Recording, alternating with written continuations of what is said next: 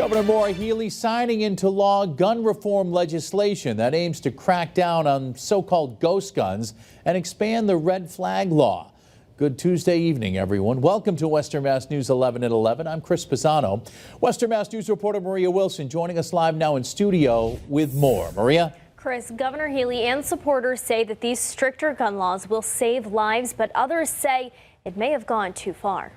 And now we've come together to enact our state's most significant gun safety legislation in a decade. Massachusetts joining a growing list of states regulating the do-it-yourself firearms known as ghost guns. We're taking action to combat ghost guns and 3D printed guns because as technologies advance, our laws need to advance with them. Governor Maura Healey signing the legislation into law last week, which will now require all guns to have serial numbers issued through a system that will be designed by the Executive Office of Public Safety and Security. It's sensible gun legislation that protects the Second Amendment rights of individuals, but also puts some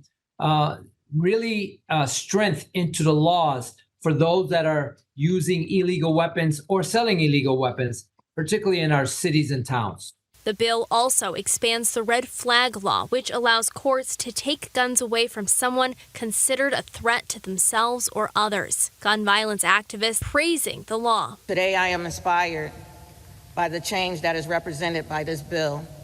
We need policy change to make sure our communities are safer from gun violence. Juanita Batchelor has been advocating for gun reform ever since losing her son 10 years ago. I stand here today not just representing my family, but the way too many other families who are still waiting for answers are losing loved ones to gun violence. But not all are in favor of the bill. The National Rifle Association's lobbying arm saying it will challenge the new bill, calling it one of the most extreme in the nation. The Second Amendment's rights organization writing in a statement, Massachusetts has enacted one of the most egregious and freedom-restricting laws in the history of the Commonwealth.